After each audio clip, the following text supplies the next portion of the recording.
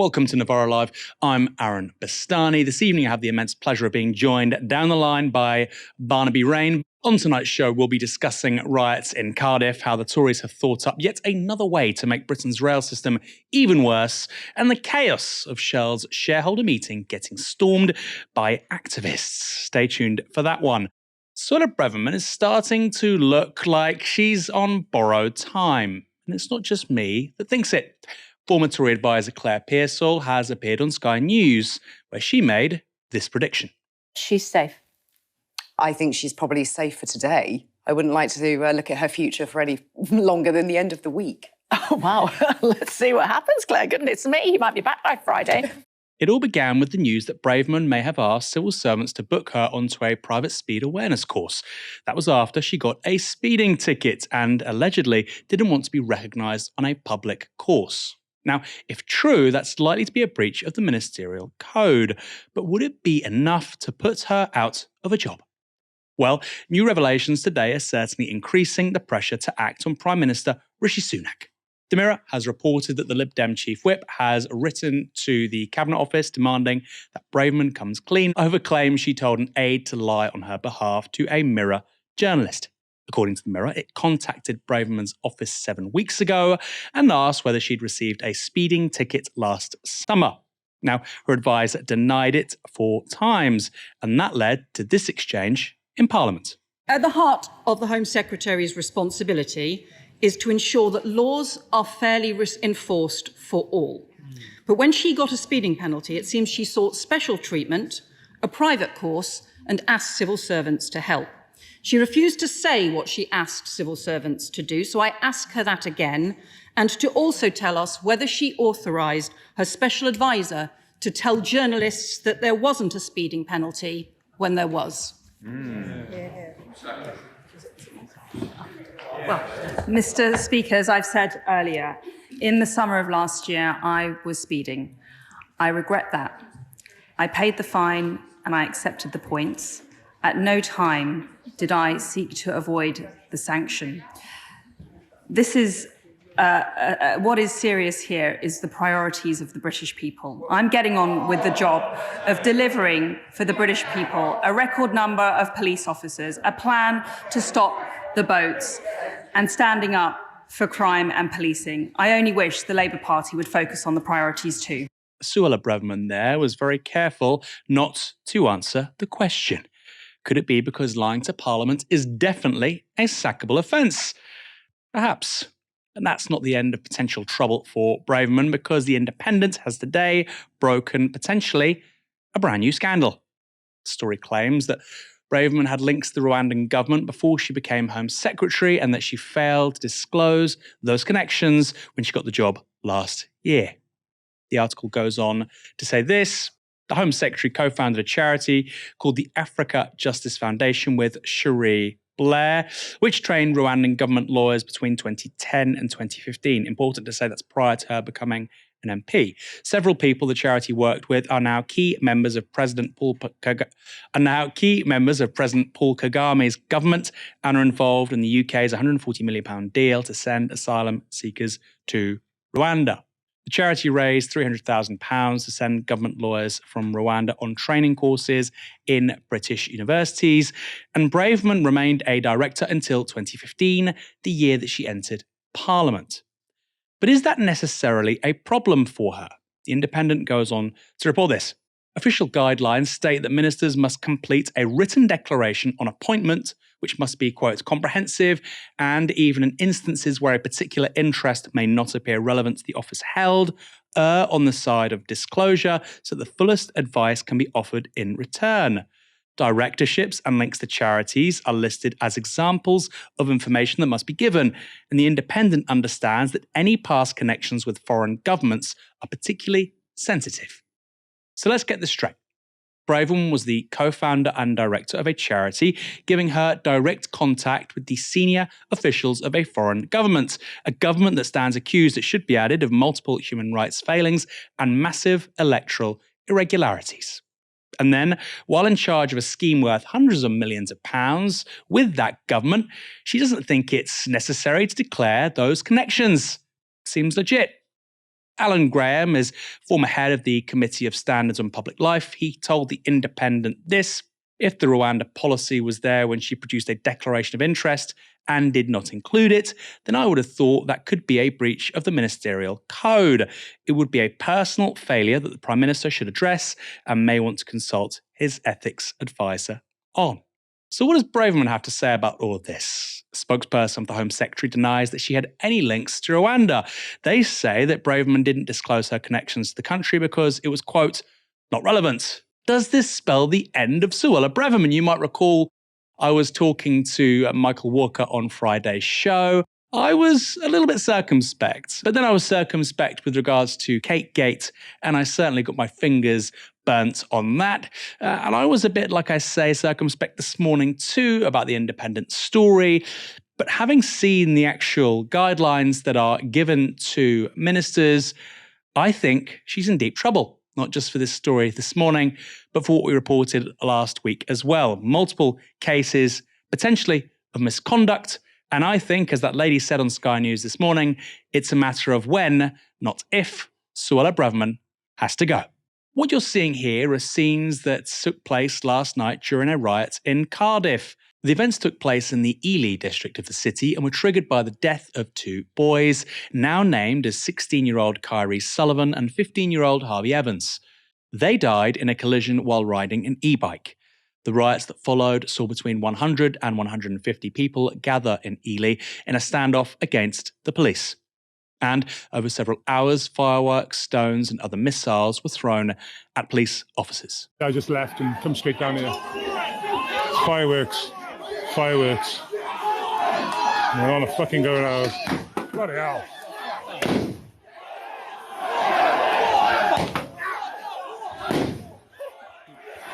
Mate, I'm in fucking Iraq here, you cunt. Any more? Where the fuck are the fireworks on? Fucking hell. It's gonna go black. I went past. I went all the way over there. He's not very good at aiming, is he? He's not very good at aiming. They're backing up now. Look at him run him. Look at him run him. They're going to run him. They've got all the materials now, haven't they? See? He's backed up on the car here. He ain't going nowhere. He's going to get it.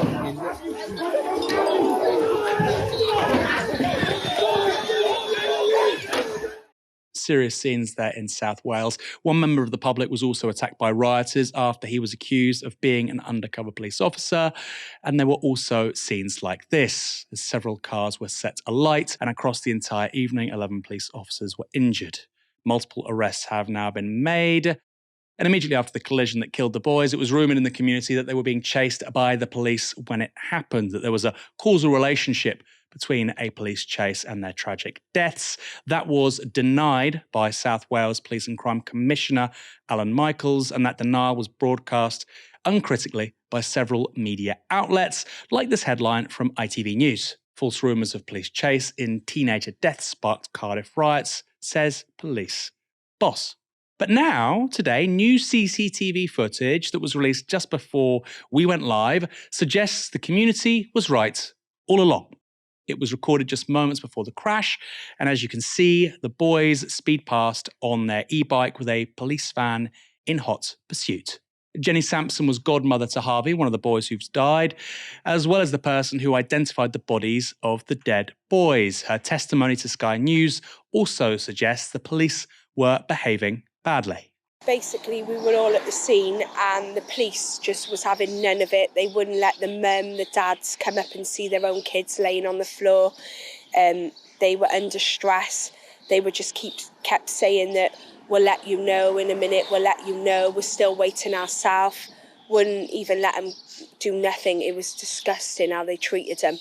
Whatever the cause of the riot, after midnight and several hours into the event, the mother of Kyrie's posted this on social media. My son is still laying on the floor due to this riot. I'm sat at home heartbroken. There are two families broken right now.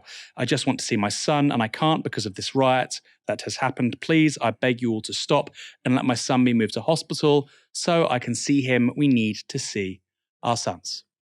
Just awful. So why was this community dismissed when they implicated the police in the deaths of the boys? In my view, and it's just a personal one, that is the default of many police forces and the media on exactly this kind of stuff. Ely is a fairly impoverished area. As you can see from this BBC graph, 59.1% of children residents there are eligible for free school meals. That means it has the highest eligibility for free school meals in Wales. It also has the 7th highest proportion of disabled or long-term sick residents. 28% of children live with families on relatively low incomes, and 10% of those of working age and able to work are unemployed. It's not the first time there have been riots in Ely. In 1991, also a period of economic instability, and during the warm summer, another riot rocked the neighbourhood. Dubbed the Ely Bread Riot, it was sparked by disagreements between two shopkeepers. Barnaby, remarkable story, isn't it? And quite phenomenal that the police thought they could get away with not being wholly accurate with what happened. Absolutely, and I think it's a very telling story. Local kids heard that 2 kids had been killed, and rumours started spreading that the police had been involved. The police replied by stating that that was not right. They said that they weren't involved and that these were false rumours. What then happened is that the British media reported that these were false rumours. So if you tuned into ITV's This Morning, for instance, this morning, you would have seen confidently declared by 2 confident anchors that there were false rumours from local people that the police were involved in the chase.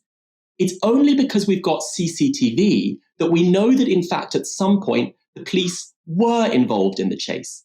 They were following, a police car was seen following very fast a bike. And so though we don't now know the full facts, and it's important to say that, things that were being said in the community were dismissed by the police and dismissed by the media. Britain is back. Kind of. That's because the International Monetary Fund has changed its gloomy forecast for the country's economic growth. While it projected a recession of 0.3% for this year, as recently as last month, it is now predicting growth of 0.4%.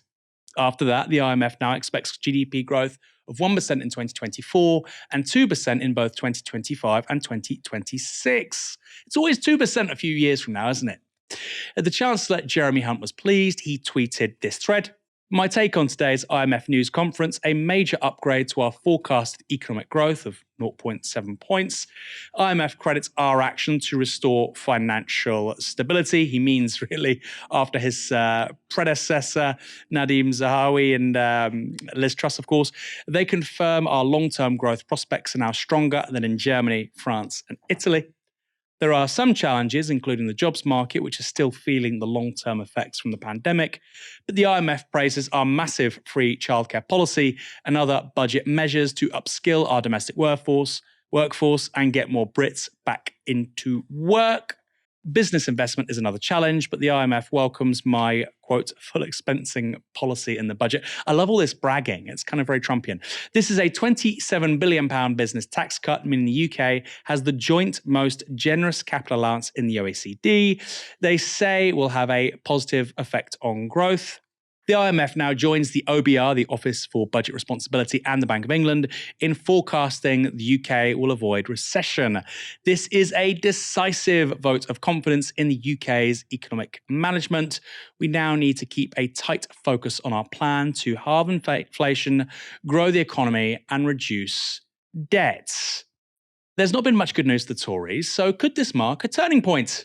It's important to say that GDP growth doesn't mean very much when inflation is still rampant and the cost of borrowing is still liable to rise as interest rates go up. And those are the two things that matter politically: inflation and interest rates. If they don't substantially move before the next general election, the Tories are probably toast. And the IMF touched on the issue of inflation too. Here's the Financial Times. The IMF warned inflation was set to remain above the Bank of England's 2% target for 6 months longer than it had forecast last month, until mid-2025. Cautioning against premature celebrations, the fund noted the risk that high energy prices would be replaced by more persistent price and wage pressures that could lead inflation to plateau at an elevated rate. There's a lot going on here, certainly more than Jeremy Hunt's tweets would have you believe. The subtext, the FT piece, which was edited from an earlier version, is that we basically need a recession to get inflation under control.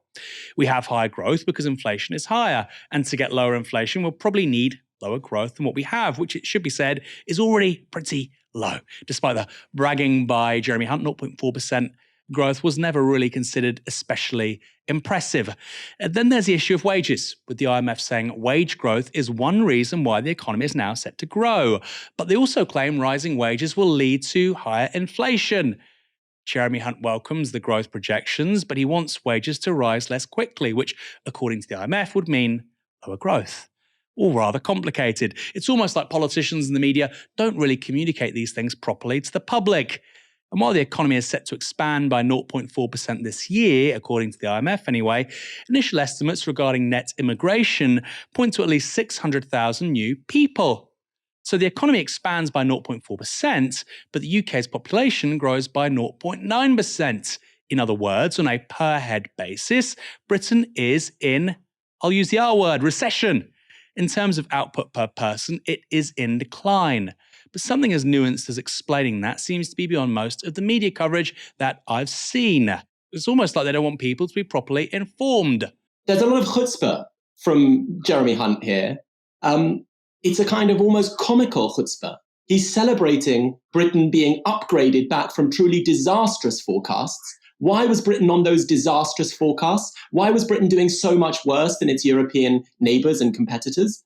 Because of a completely chaotic experiment from his party in government, part of which time he was Chancellor, that is, under Liz Truss. That experiment cost us, the estimates say, £30 billion to the British economy.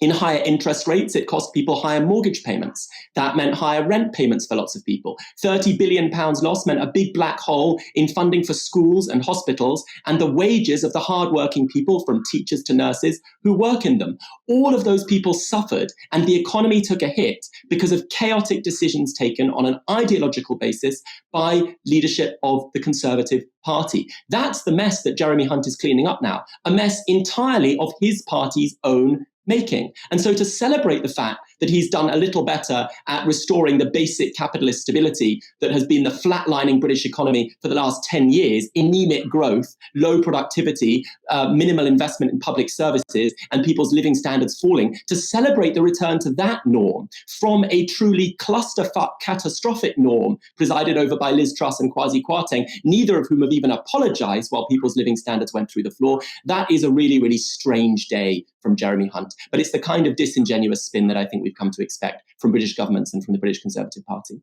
Barnaby, there is a bit of a disconnect here as well, isn't there? Because the IMF is saying that we've got stronger growth because wages are rising. But at the same time, they say that if we want to get inflation under control, we need to have slower wage growth. You've got Jeremy Hunt celebrating. He's saying, look, we've gone from a 0.3% recession to 0.4% growth. But he also wants wages to not rise as quickly. So is there a fundamental decision to be made here between rising GDP and inflation? Like, do we need to have a recession to basically eliminate a lot of the inflation right now in the system? Every crisis the last 40 or 50 years has been used by the rich and powerful to further cement their position and pummel the living standards of most people. The financial crisis, of course, was used to cut the social wage by withdrawing support from public services in order to have big amounts of money available to bail out banks. And then this inflationary crisis caused by a war in Ukraine and rising prices of key commodities like energy, like oil, has been used to say there's a problem of inflation, we've got to cut people's wages, even though people need higher wages to meet the higher costs of higher energy, while energy companies see profits soar. So these are crises not caused by ordinary people. They're caused either by banks or by a Russian war in Ukraine. And then ordinary people are asked to pay the price for them. And so that's what we see in the demand that in order to fight inflation, wages have to fall. Of course, you could fight inflation, which isn't being caused by wage rises, but has been caused last year by energy price shocks, that is supply side roadside shops. You could fight that by controlling prices and by redistributing money from the massive profits of energy companies benefiting from that inflation and of Amazon and other companies that have made huge profits in the pandemic. You could redistribute those profits to ensure that everyone had the money they need to meet a cost of living crisis. Instead, the textbook orthodox economics demand is for working people to pay for a crisis that ensures that we get a further rebalancing of our economy and society in the interests of a few wealthy and powerful people. That's orthodox neoclassical economics. And the IMF, though it's now subject to lots of internal debates and there's a kind of question of its future direction, the IMF has been central as a global pillar of that imperial capitalist consensus all over the world, ensuring that the economy was designed to benefit only a few, largely a few in the global north, and only the richest within the global north. I'm putting a question to you here, Barnaby, which is, are we going to have high inflation until we have a recession? Obviously, we want to reduce inflation, and we obviously want growth that benefits working people. But like I say, the subtext here, which nobody's willing to say, by the way, the FT wrote an earlier edition of that article, which they then edited. The IMF doesn't say it explicitly. But fundamentally, if you believe the points that they're making, take those points to their logical conclusion, you need wage repression and you need a recession in order to get inflation down to around 2 or 3%. That's basically what has to happen, isn't it?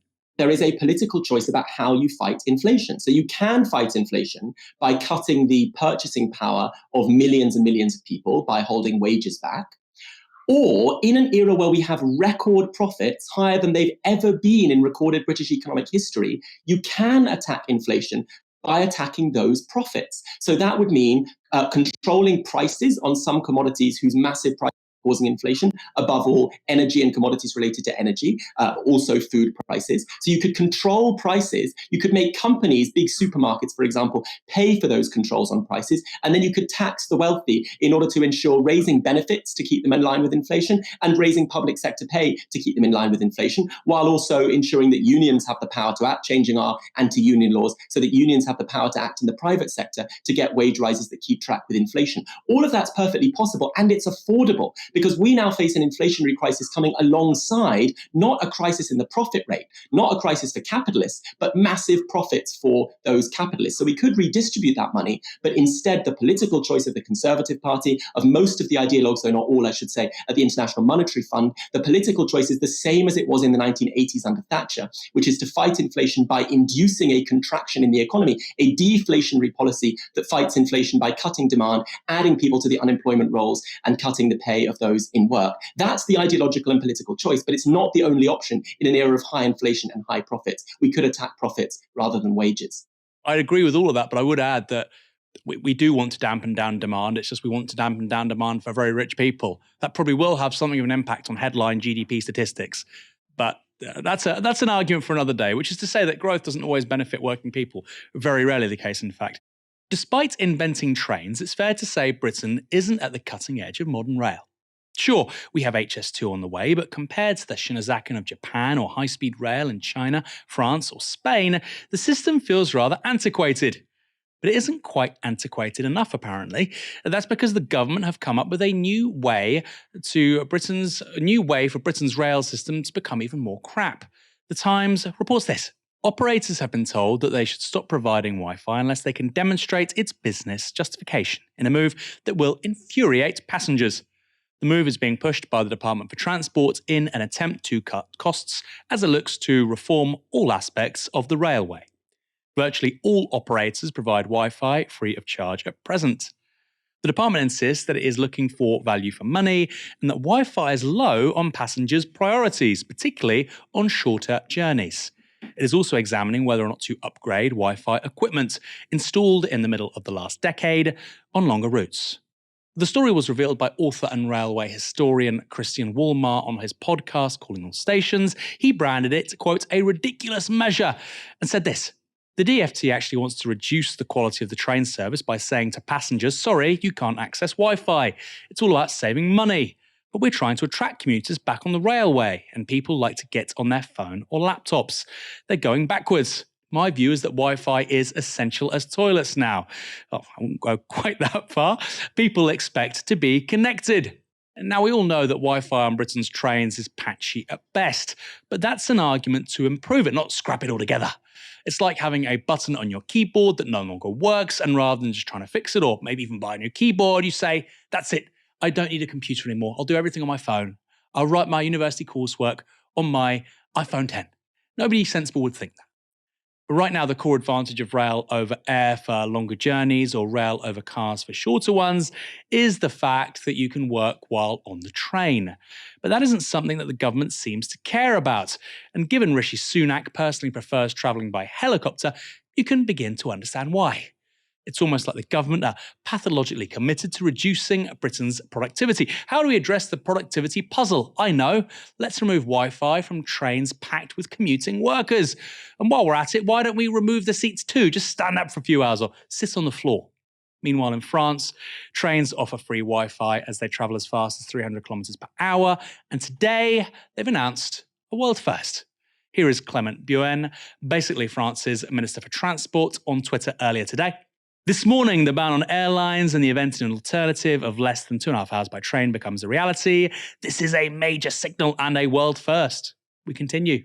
It is a world first, important to say. So France is banning planes because its rail network is so good, while here in Britain, we're making it harder than ever before to work while on a train.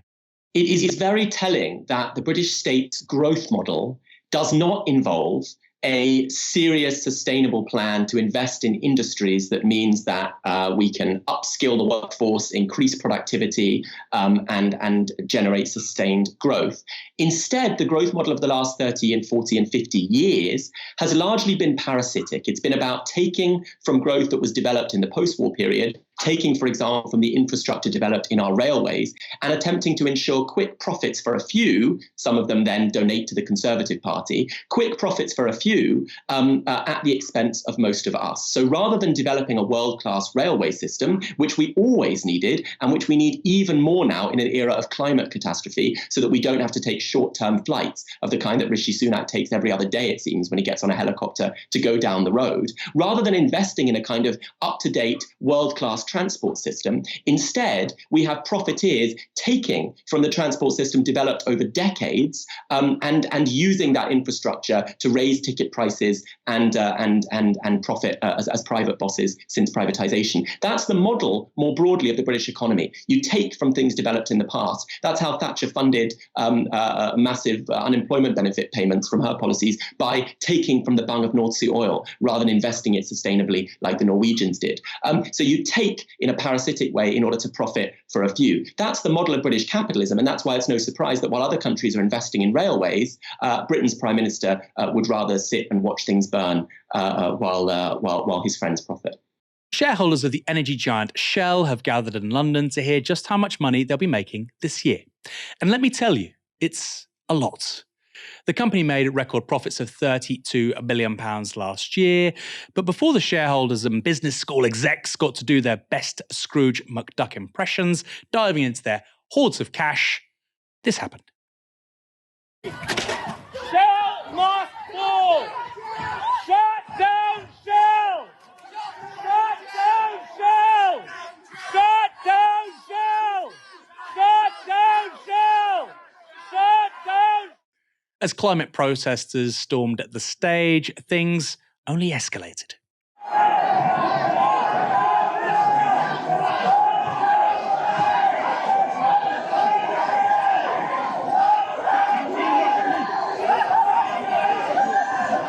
Bedlam. You could see Shell chairman Andrew Mackenzie there looking like he was going to make a run for it. But that wasn't the only disruption that took place. We know that you knew about climate change. Now you're making money off the war in Ukraine. We can't afford to heat our homes, and you're still getting big tax rates. Go to hell, Shell! Don't you come back no more, no more, no more, no more. Go to hell, Shell! Don't you come back no more. I love it. Bang that up on Spotify. I'll be listening to that on my commute, although there won't be any Wi-Fi. Joining in on the action were also ordinary people standing up against the energy giant. Wildfires across Europe, famines in Madagascar, harvest failure, crop failure. You're fueling climate collapse. People are already impacted catastrophically by the effects of climate breakdown. We will not allow this to happen. We are calling you out. We're shutting you down. Shut down Shell. Shut down Shell. Shut down Shell. Shut down Shell. You're killing millions. Because of your actions, millions will die. There you go. Because of your actions, millions will die. You are killing the planet. You're killing our children. Like you want to make your way out? No. Shut down Shell. Shut down Shell. With every new well, every new gas field, every minute that you ignore the warnings of science, people die. Fantastic. There's a reason people are so angry, of course. First, Shell's board has refused, even in the face of shareholder demands, to set more ambitious targets for emissions by 2030. But it's not enough that they're killing us and, more importantly, our descendants. Shell is ripping us off too. Despite that £32 billion windfall last year, Shell only pays 22 pence in tax per UK citizen. That's less than they pay in almost every other country that they operate in. The Shell meeting wasn't the only place that we saw direct action today around climate. Nearby on Blackfriars Bridge in London, this happened.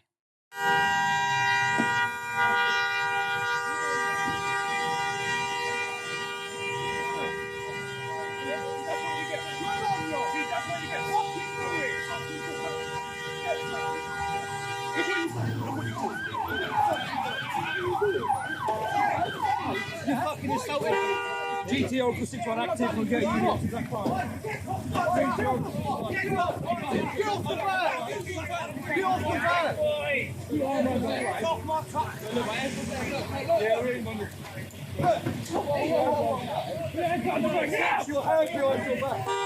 Let me just explain what's happening there quickly. Obviously, direct action. A young man tried to engage in some vigilante justice and the police stopped him. Naturally, right-wingers are, of course, losing their minds. Nick Timothy is a contributing editor to The Telegraph, as well as being a former advisor to Theresa May when she was Prime Minister. He said this: arrested by the police for doing the police's job. Amazing to think that Timothy believes it's the police's job to assault people. It's important to say the police have since said that nobody was arrested, so a bit of fake news from Mr. Timothy there. That seems like an understandable judgment, by the way, from the police, I should add. A person got hot-headed. They tried vigilante justice. The police then cuffed them and told them to pack it in. And I thought these people believed in the idea of policing as deterrent, but apparently not. Barnaby, incredible day of protest and direct action across London. What do you make of it? Well, in 2018, Shell spent 55 million on climate branding. That is, they spent 55 million trying to persuade all of us that they were green, while in the preceding years, they'd spent just 1% of their long-term investment budget on investment in green energy projects. This is a company that has no serious plans to reduce its oil and gas exploration by 2030, when the Intergovernmental Panel on Climate Change says we need urgent action. It's a company that is alone responsible for over 1.5% of long-term emissions over the next years, just one company. So it's doing enormous damage, and it's got no interest in really mitigating that damage. It's only interested in greenwashing, in propaganda that tells us all how much they care about climate change with nice posters, while destroying the planet. And of course, we have a government in Britain, a former Prime Minister, Liz Truss, used to work for Shell. We have a government that is so entangled with oil and gas donations that they continue to license new projects while the planet is destroyed. So you literally have a situation where people's pockets are being lined, where people's bank accounts are going ka-ching, while other people drown, while other people face drought, while other people face increasingly uninhabitable conditions. That is, millions of people will have to move over the coming years because the parts of the world they live in will cease to be inhabitable for human beings. And why are we doing all that? It's not to fight a war. It's not because we desperately need to make the world uninhabitable. It's just to line the pockets of a few oil and gas executives. That's what's at stake in the fight against Shell. So isn't it so telling that the right wants to make heroes of people who march into the street to beat up protesters who are just trying to save us and our children and our grandchildren, forget our grandchildren, us right now, from catastrophic climate change. The police, meanwhile, use new powers gifted to them by the Conservative government with the support of the Labour Party to attack protesters. And those new powers were explicitly listed as being given in order to stop climate protest. So here's the Kafkaesque or the Orwellian or just the bizarre situation of contemporary Britain. Climate destroying companies bash the planet, cause the world to be uninhabitable in large swathes, cause floods and droughts. Politicians take donations from those companies and ensure that laws protect them. Then those same politicians pass laws to attack protesters who try to stop it all from happening, and then right-wing commentators support vigilantes who attack those protesters. It's kind of like a death drive, isn't it? It is a death drive, but it's particularly acute with regards to future generations. So you said there, forget future generations, but millions of people, in our own lifetime will die as a result of climate change. That's inarguable. But we do, in these debates, discount the future in the name of the present, which is to say that the utility or the happiness of a single person in 2023 matters more than a single person in 2123. We discount the happiness and the survival of people decades and centuries from now. Now, clearly, if you were having a sensible debate about how to maintain our planet's ecosystems, you wouldn't do that. But it seems quite obvious to me that we say, well, I have a right to drive to work unimpeded, and that matters more than the fact that hundreds of millions of people won't be able to access food 50 years from now because of the decisions we're making here in 2023. There's an active discounting for the future. And I think for any sensible, moral, principled person, look, they might not agree with the protesters, right? They might not defend them, but they can certainly explain them. They can certainly understand them. They certainly wouldn't go and assault them on the streets. So I'll ask a question of you here, Barnaby, on that assault in particular. Should the police have arrested that gentleman for the act of vigilante justice? Well, I'm less concerned about what the police do in an individual case than about those kinds of systemic issues. It doesn't matter to me that much whether they arrest him. What concerns me is that people are taking that kind of action and are being celebrated by former election campaign gurus of the Conservative Party. Nick Timothy, who celebrated someone going and punching a protester, was once the man responsible for the general election campaign of Theresa May, who ended up being prime minister. So this is very, very much in the mainstream, the kind of celebration of that vigilante justice. And doubtless it will be celebrated too by the right-wing press. And he's not attacking protesters who are trying to take away his house. He's attacking protesters who are trying to ensure that we get the survival of the planet long term. We know, you talk about the future. We know that in 1988, Shell commissioned a report which talked about the dangers of climate change. In fact, they predicted with scary accuracy quite how bad things would get by 2030. So what did they do with that report? They put the word confidential on it, hid it away, and then spent tens, possibly hundreds of millions lobbying governments against climate action, including spreading disinformation about climate change, that it wasn't really happening or that it wasn't caused by companies like them, which they knew to be false because they had a report that said the truth. So we've got corporations trying to protect their profits long into the future by ensuring misinformation and disinformation while they know the truth about climate catastrophe. While protesters try to raise the alarm on that, vigilantes attack them, and they're supported not only by the right-wing press, but by people who were once at the heart of the British state. So whether one individual is arrested or not is kind of less important to me than that big picture. True, but I think it's an interesting debate around, obviously we could see more and more of this and what's the appropriate course of action by the police. I think it's an important question, but we can agree to disagree on that. On your point there as well about the scale of what's going on, and of course bigger issues than whether or not somebody should be arrested, there was an incredible story out in The Guardian yesterday, and it was saying that, we could be looking at 1 to 1.5 billion people having to move to a cooler climate, I think by 2070. Extraordinary numbers. And you're basically saying, not you, of course, but somebody like Nick Timothy, that those hundreds of millions of people who have their lives disrupted, destroyed because of what we're doing now matter less than us. That's the core claim here. My ability to drive somewhere, my ability to do exactly as I like, matters more than somebody's right to live in a peaceful, safe, habitable place decades from now. And I think that's deeply immoral, frankly. I think it's quite new as well. We didn't used to think like that. People used to think in rather long periods of time. They used to actually sort of consider how they would leave the planet for future generations. They might not have used that kind of language, but stewardship was a thing. Thanks to everyone for tuning in this evening. Come back tomorrow at 6 p.m. for another live stream. You've been watching Novara Media. Good night.